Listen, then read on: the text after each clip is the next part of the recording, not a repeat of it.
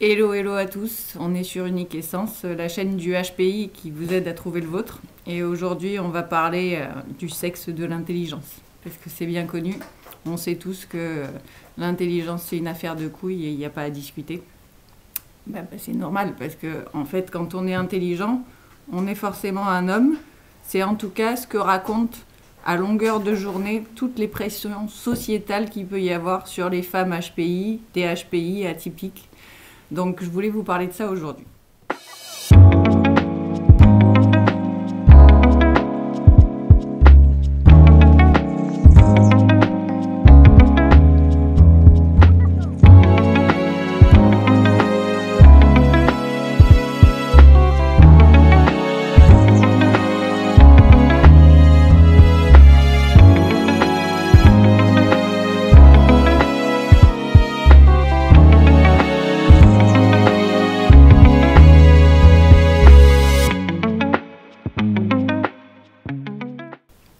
Alors, ce qu'il faut d'abord comprendre, c'est qu'on n'est pas tous égaux devant l'intelligence. Ça, on l'a tous pensé à un moment ou à un autre. Mais se dire qu'elle avait un sexe, une partie de l'humanité peut penser que c'est pas vrai et l'autre sait très bien que c'est la vérité. Parce que, ne serait-ce que dans les requêtes Google, il y a environ 2 fois plus de requêtes Google qui disent « Mon fils est HPI, comment je peux faire ?» que « Ma fille est HPI ». Et il y a au moins 6 facteurs qui font que c'est plus difficile pour des femmes au potentiel d'être détectées, d'être dépistées, de savoir qu'elles sont intelligentes et de savoir qu'elles ont ce potentiel en elles. Et je vais vous passer en revue ces 6 raisons aujourd'hui pour qu'on fasse un peu avancer le schmilblick. Alors, on va parler de stéréotypes, on va parler de poncifs et on va parler d'hommes et de femmes, mais bon, c'est comme ça, c'est la vie. Donc, on va commencer. Le premier truc, c'est que les hauts potentiels ont une hypersensibilité. Je ne dis pas que tous les hypersensibles sont hauts potentiels, mais par contre, je dis que tous les hauts potentiels sont hypersensibles d'une manière ou d'une autre. Sauf que cette hypersensibilité, quand on est un homme, on ne la montre pas, parce que pour la société, c'est pas terrible de pouvoir pleurer devant un film, c'est pas terrible de montrer qu'on n'est pas une grosse baraque qui casse tout. Alors que pour les femmes, finalement, c'est perçu différemment et c'est pas vraiment réprimé socialement. Donc on va plus avoir tendance à laisser aller cette hypersensibilité parce qu'elle est associée au côté féminin.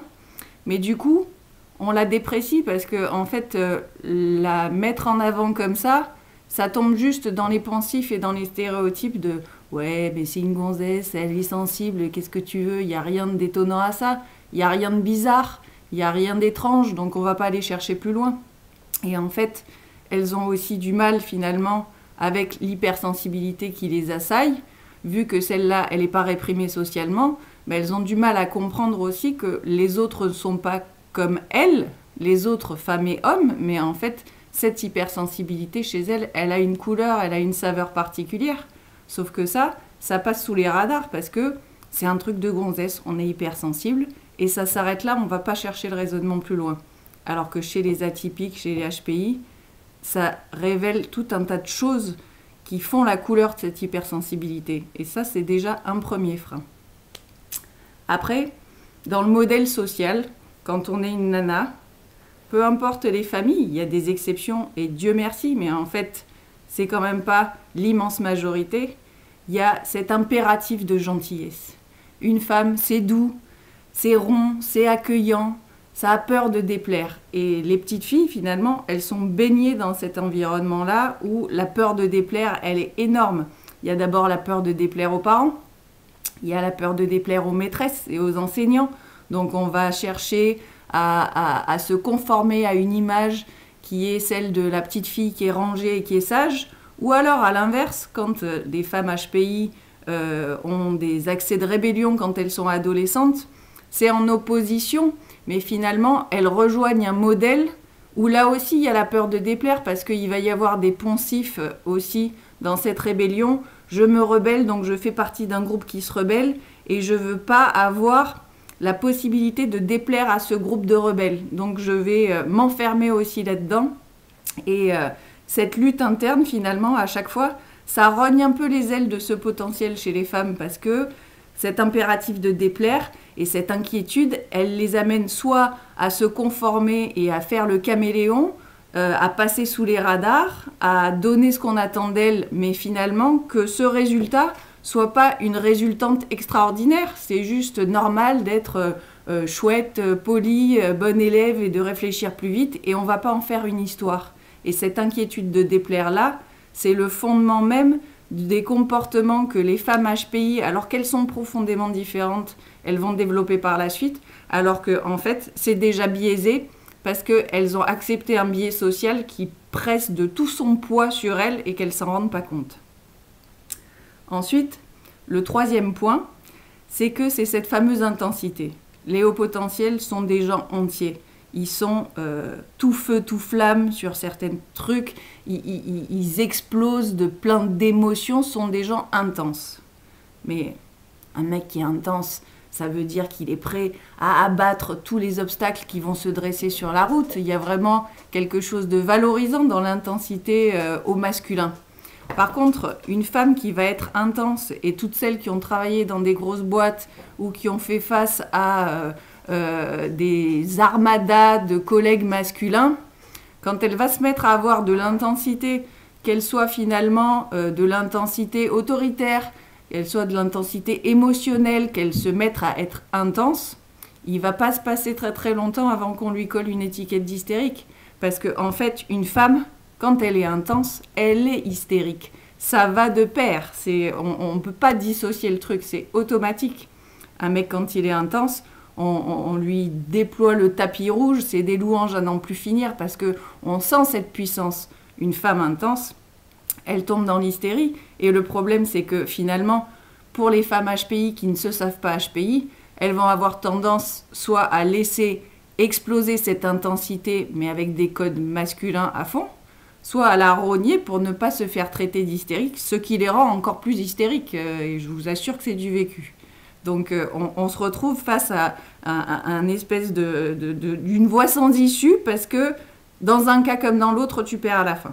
Et ça, c'est insupportable parce que du coup, qu'est-ce qui va faire la différence dans ce que tu es en tant que haut potentiel si tu rognes cette intensité-là ou que tu la conformes à l'image que la société attend de toi?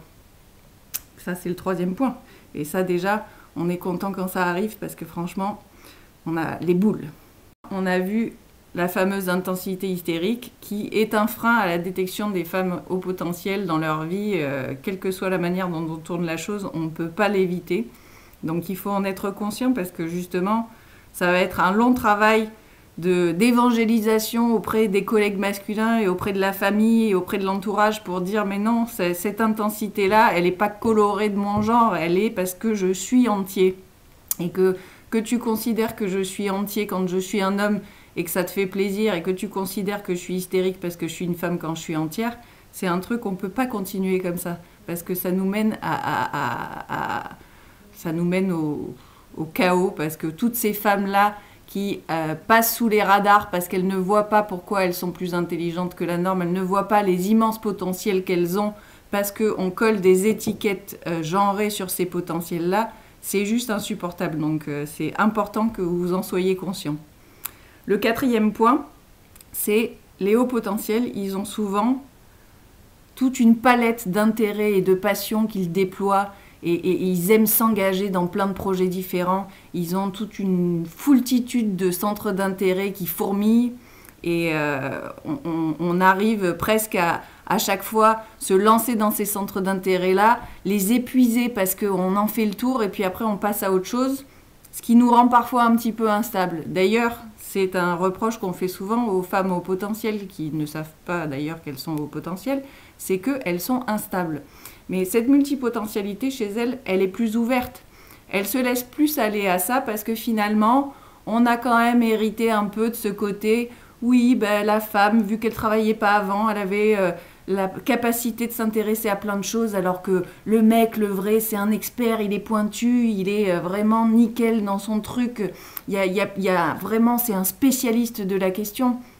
Et c'est très valorisé dans notre monde aujourd'hui professionnel d'être un expert de la question. C'est un monde de spécialistes, il n'y a que des experts partout. Sauf que les femmes au potentiel, elles ont une multipotentialité qui est ouverte, mais finalement qu'elles sous-exploitent parce que on passe ça pour des hobbies amusants et doux. Ah oui, tu sais peindre et puis en même temps, tu sais merveilleusement cuisiner, t'as des arts créatifs, mais on range ça dans la catégorie de t'es une femme accomplie pendant que ton mec il ramène le salaire, quoi. Et pourtant, cette multipotentialité, c'est la source pour les femmes HPI de tout ce qu'elles peuvent faire d'extraordinaire et de merveilleux, parce que c'est en ayant cette vision justement panoramique de plein de centres d'intérêt qu'elles vont arriver à trouver leur pourquoi et ce qui les motive et ce qui les rend justement si différentes. C'est parce qu'elles ont à chercher dans ces centres d'intérêt-là un moteur puissant pour transformer le monde autour d'elles, que ce soit la cellule familiale ou la cellule professionnelle ou à plus grosse échelle, une partie du monde.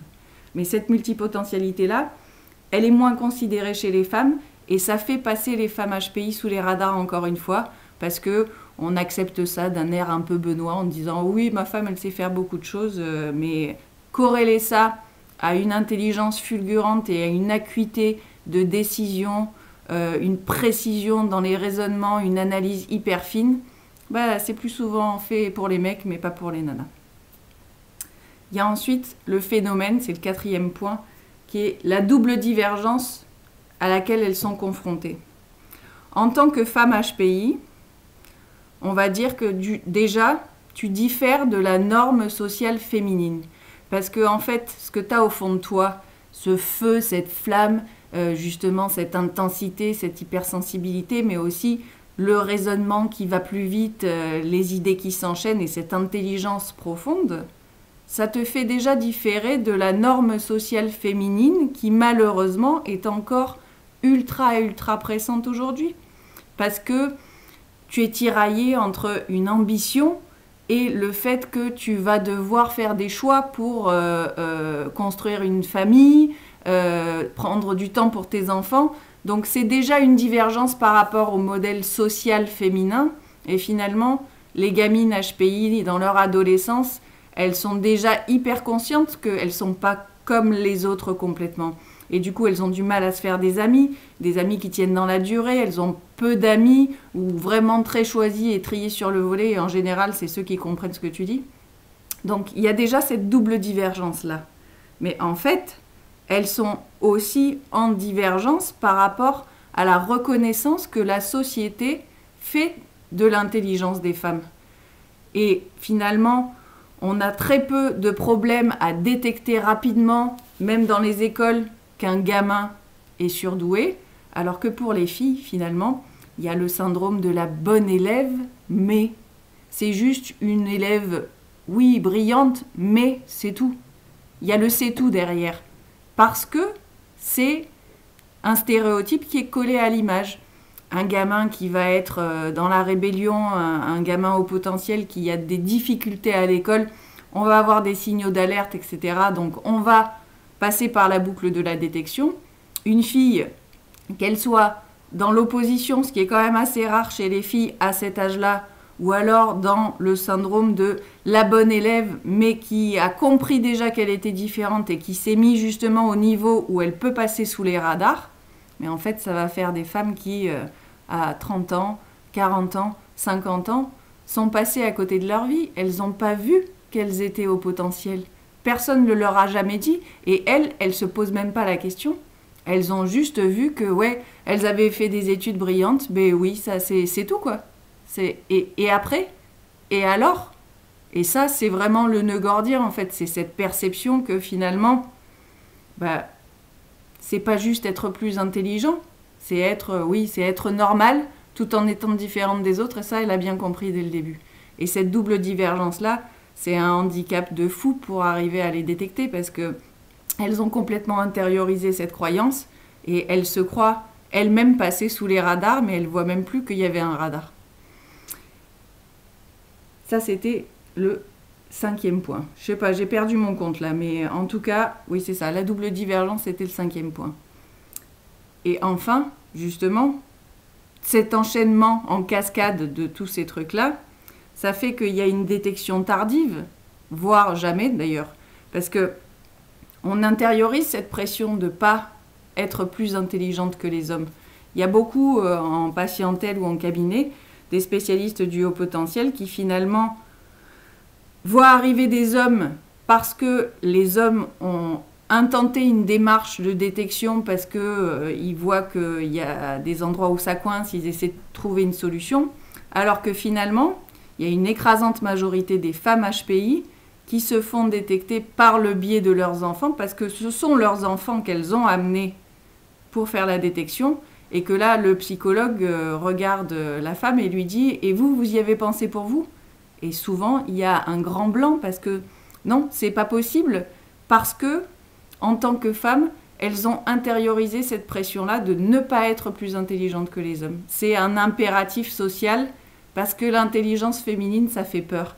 L'intelligence féminine, elle est castratrice pour la société. C'est presque une association autopathique de pensée qui se fait. Une femme intelligente, c'est celle qui va te casser les couilles. C'est toujours ce qu'on dit. Donc en fait, elles ont intériorisé cette pression et elles laissent passer la chance de leur vie, elles laissent passer leur potentiel, elles laissent de côté tout ce qui fait qu'elles sont profondément différentes en se disant bah, « je suis bizarre, mais c'est normal et jamais j'irai chercher plus loin ». Et ça, c'est juste pas possible, quoi. Donc si ces 6 points vous auront aidé d'une manière ou d'une autre à vous dire « mais là, je suis en train de passer à côté d'un truc, c'est pas possible que je continue comme ça », eh ben, mazel tov, j'aurai accompli ce que je voulais faire aujourd'hui avec cette vidéo. Je vous dis à très bientôt, c'était un plaisir pour moi de partager ça aujourd'hui. Le sexe de l'intelligence, ça me fera toujours marrer d'en discuter. Et puis, entre-temps, prenez soin de vous. Et ne vous maltraitez pas, et je reviens très vite avec d'autres vidéos sur le sujet. À bientôt.